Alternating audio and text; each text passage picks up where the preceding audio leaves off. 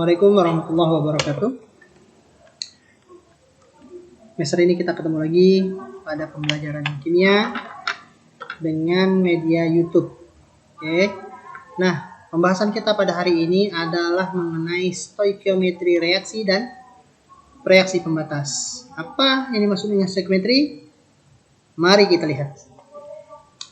Jadi stoikiometri reaksi itu adalah suatu bidang dalam ilmu kimia yang mempelajari tentang aspek kuantitatif unsur dalam suatu senyawa atau reaksi, ya. Jadi kuantitatif ini sendiri adalah maksudnya pada jumlah, ya. Jadi suatu bidang kimia yang mempelajari aspek kuantitatif atau jumlah, penjumlahan, ya, unsur dalam suatu senyawa. Diambil dari bahasa Yunani, ya. Stoichion yang artinya unsur dan metrein artinya mengukur, ya. Jadi secara istilah stoikiometri itu adalah suatu metode perhitungan kimia yang menyangkut hubungan kuantitatif, ya, kuantitatif zat yang terlibat dalam suatu reaksi kimia. Jadi dari perhitungan stoikiometri inilah melahirkan hukum-hukum dasar ilmu kimia yang kita pelajari pada pekan-pekan sebelumnya. Nah, yang harus menjadi perhatian dalam kita melakukan stoikiometri, ya, atau perhitungan dalam suatu reaksi kimia, yang menjadi perhatian kita adalah dalam suatu reaksi kimia itu adalah yang pertama koefisien reaksi, ya. Apa ini koefisien reaksi? Yaitu angka yang ada di depan unsur atau senyawa dalam suatu reaksi kimia. Dan koefisien reaksi inilah yang perlu kita setarakan dalam suatu reaksi kimia agar suatu reaksi kimia tersebut menjadi setara, ya, atau menjadi seimbang. Nah, dalam stoikiometri koefisien reaksi ini menyatakan, ya, ini harus diingat, perbandingan jumlah mol dari zat-zat yang terlibat dalam suatu reaksi kimia, ya. Jadi perbandingan jumlah mol zat-zat yang terlibat dalam suatu reaksi kimia, baik zat-zat yang berlaku sebagai pereaksi atau reaktan maupun zat-zat yang merupakan produk atau hasil dari suatu reaksi kimia. Jadi penentuan jumlah reaksi dan hasil reaksi yang terlibat dalam suatu reaksi harus diperhitungkan dalam satuan mol. Nah, satuan mol sendiri sudah kita pelajari 2 pekan yang lalu, ya. Jadi satuan mol ini menjadi satuan yang harus kita pahami dengan benar, ya. Karena perhitungan dalam stoikiometri itu menggunakan mol. Jadi mol ini ibaratnya terminal yang digunakan kalau kita ingin mengetahui jumlah suatu zat, baik secara berat, secara masanya, kemudian kita bisa mencari dari jumlah partikelnya, ya, jumlah molekulnya, kemudian juga kalau kita dalam wujud gas dalam keadaan STP, maka kita dapat mengetahui juga, ya, berapa volume. Mol dapat diketahui juga dari volume gas yang berada dalam keadaan STP maupun non STP, ya. Jadi suatu reaksi ditentukan oleh persamaan reaksi yang setara. Jadi ketika ada suatu reaksi kimia, maka terlebih dahulu yang kita akan lakukan adalah kita harus menyetarakan tersebut, ya, menyetarakan reaksi kimia tersebut, ya. Dan koefisien reaksi, ya, merupakan perbandingan jumlah mol dari zat-zat yang terlibat dalam suatu reaksi kimia, ya. Karena dia merupakan perbandingan, jika salah satu mol zat diketahui, ya, maka kita akan mengetahui jumlah mol zat yang lain, ya, dalam suatu reaksi kimia. Nah, bagaimana langkah-langkah penyelesaian persoalan stoikiometri? Yang pertama, ketika kita menghadapi suatu permasalahan, maka kita harus tahu reaksi kimia yang terjadi. Maka kita harus menuliskan tersebut, kita harus menuliskan terlebih dahulu reaksi kimia yang terjadi, ya. Kemudian setelah reaksi kimia kita ketahui dan kita tulis, maka kita harus menyetarakannya. Karena syarat untuk bertindak lebih lanjut dalam menyelesaikan stoikiometri adalah reaksi kimia tersebut harus sudah setara ya. Jadi kita harus setarakan. Nah, itu tahap pertama. Setelah kita tulis, kita setarakan. Setelah menulis, dalam beberapa soal dalam menulis ini terkadang soal tidak menuliskan secara langsung ya persamaan reaksinya, tapi kita harus bisa menuliskan dan bisa memprediksi hasil dari reaksi yang dimaksud oleh persoalan tersebut. Tahapan kedua adalah kita harus mengumpulkan semua satuan yang diketahui dalam tiap zat ke dalam bentuk mol ya. Ini sangat mudah sekali ya kalau kita sudah paham pada bahasan sebelumnya. Tahapan ketiga adalah gunakan koefisien reaksi untuk menyeimbangkan banyaknya mol zat reaktan maupun produk ya, dan selesaikan apa yang menjadi pertanyaan dalam soal tersebut. Nah, ini ada contoh soal yang harus kita selesaikan ya.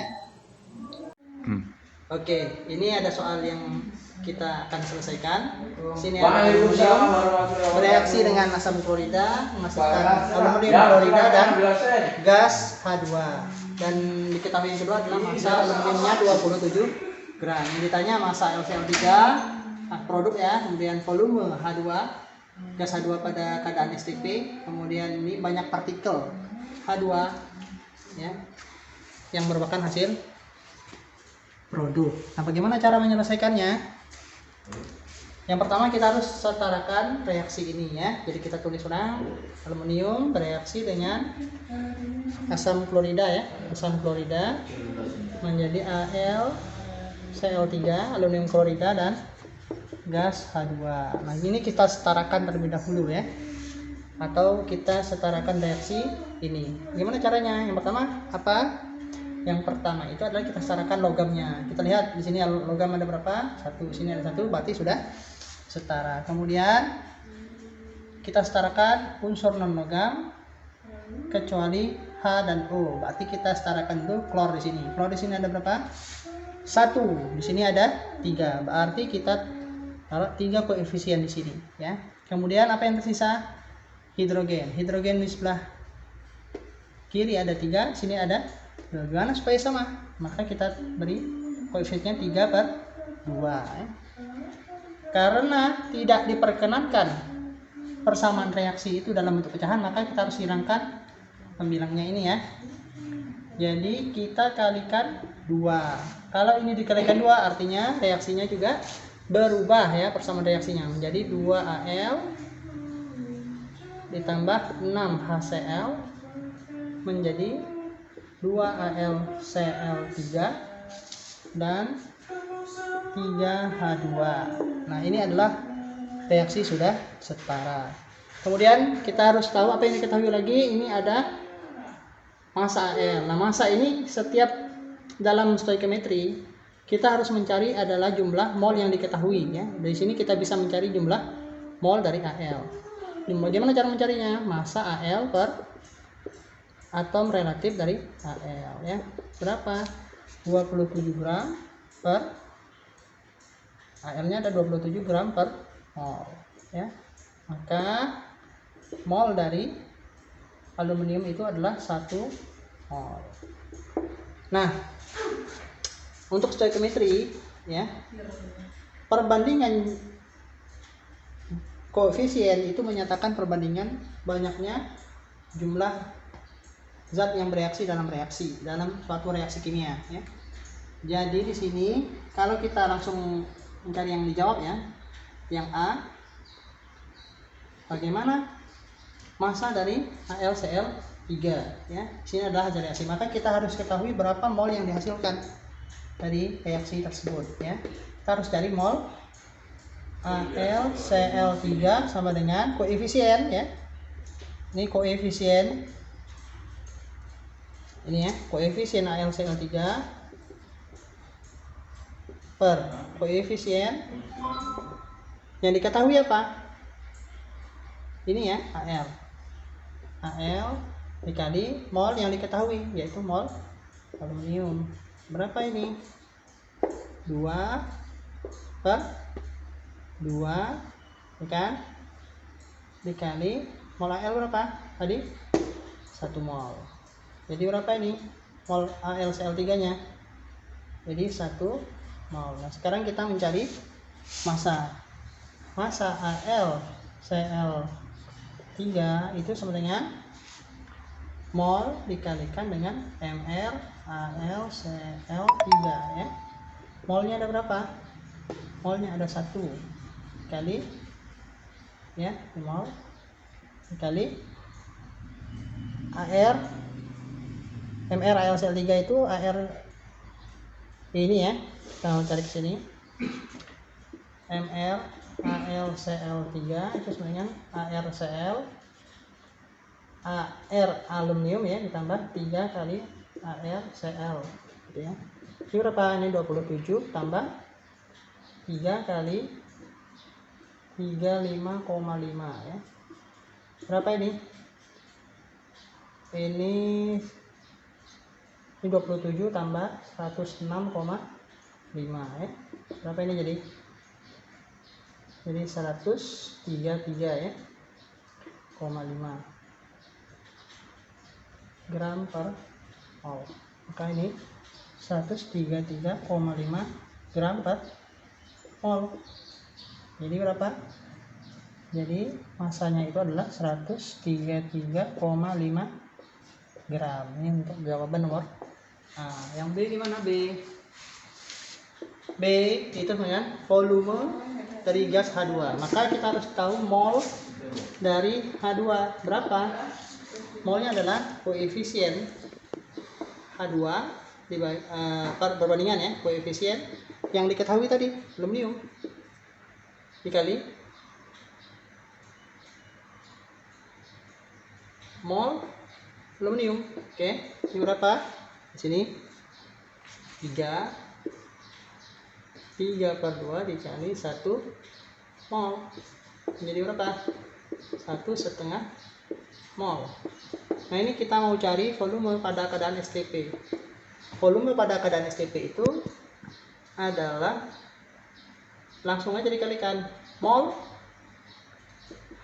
H2 kali 22,4 liter karena dia dalam keadaan STP ya.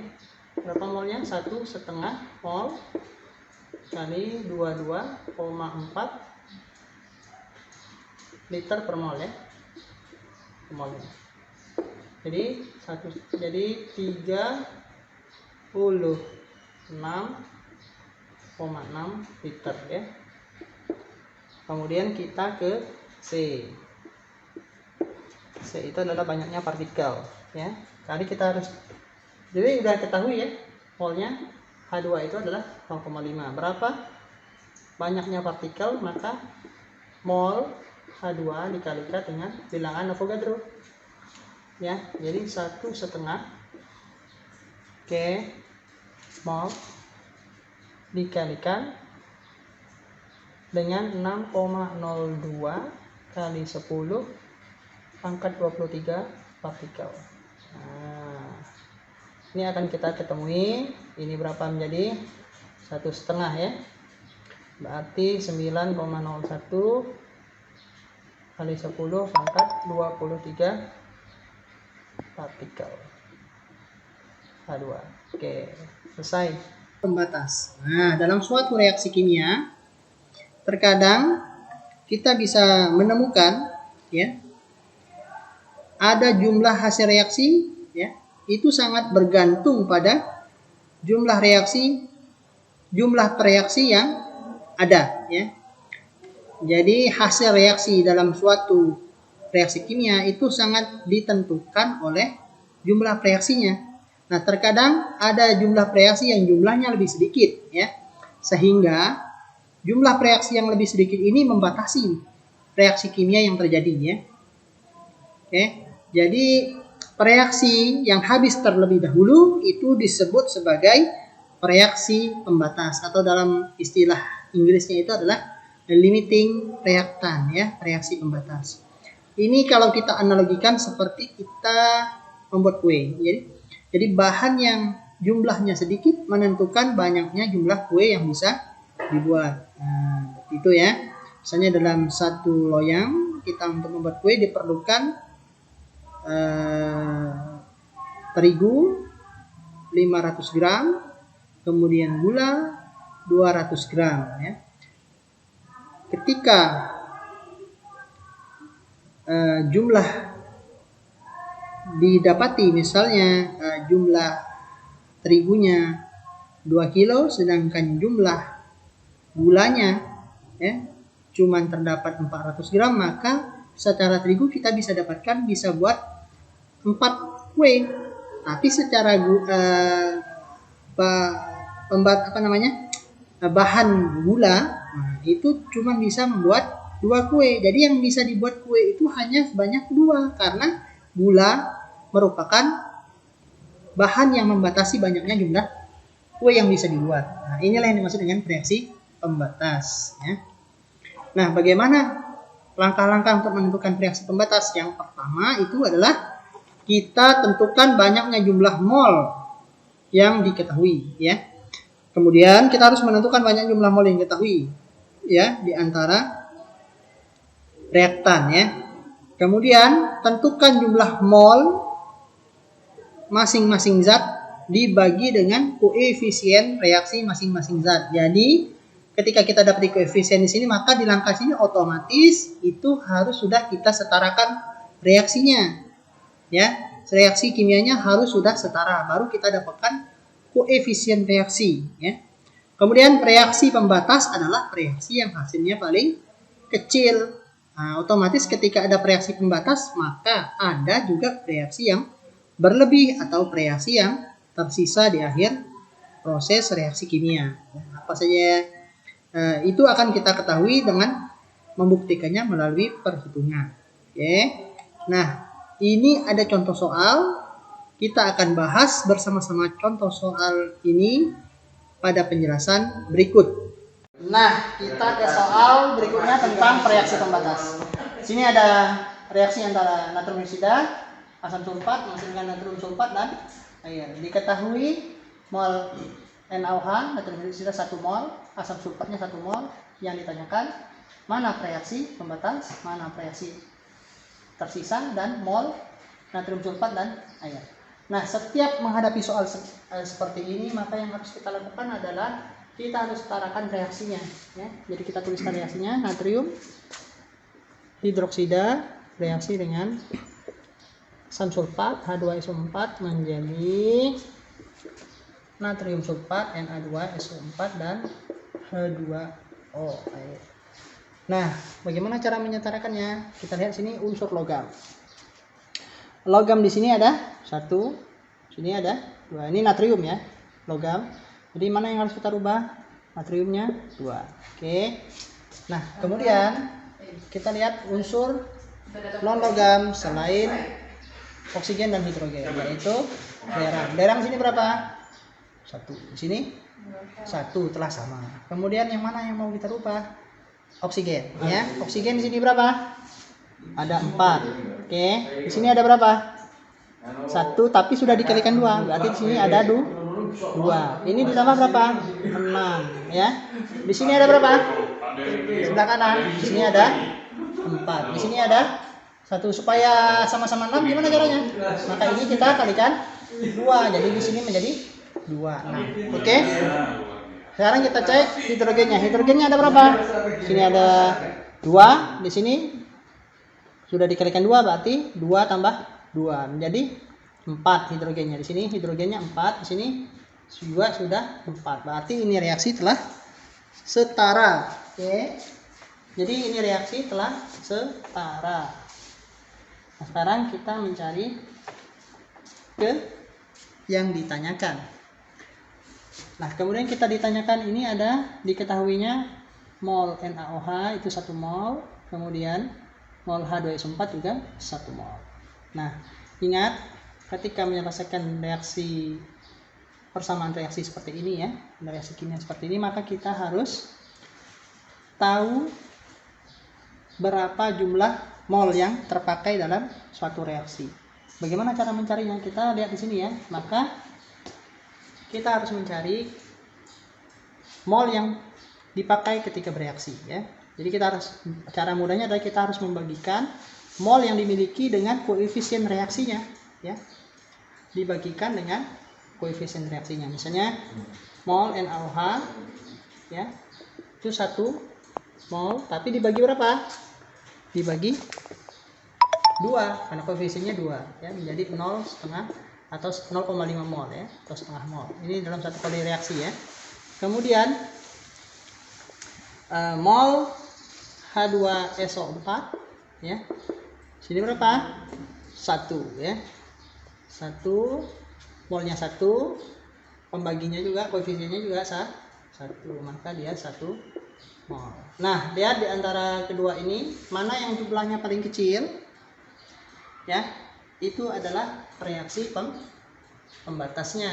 Jadi yang reaksi pembatas adalah NaOH, ya. Kemudian ini pasti reaksi tersisa H2SO4, ya.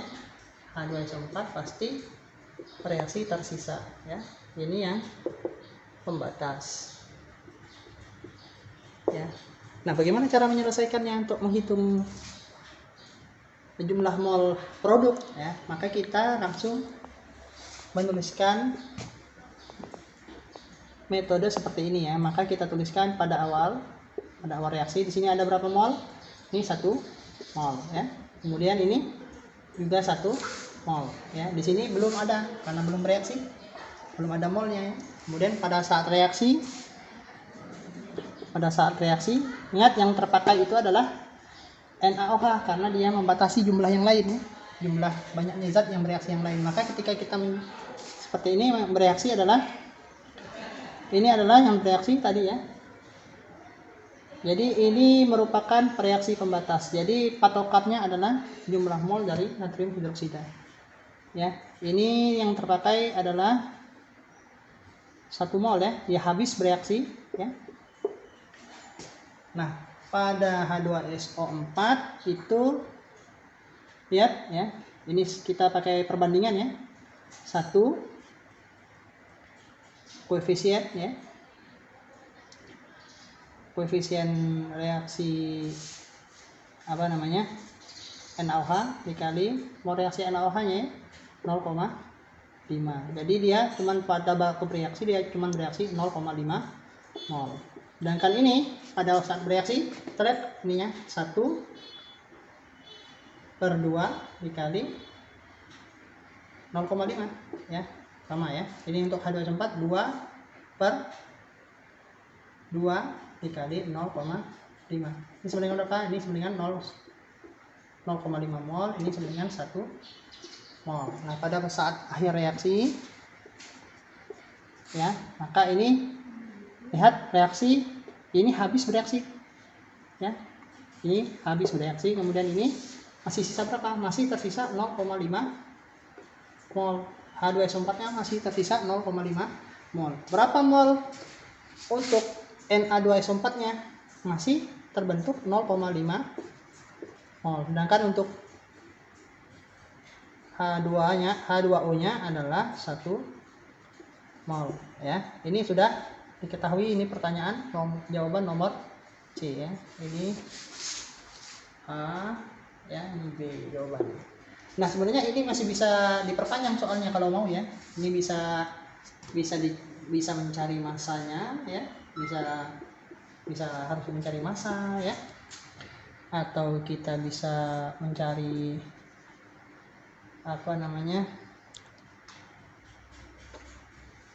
jumlah partikel, ya.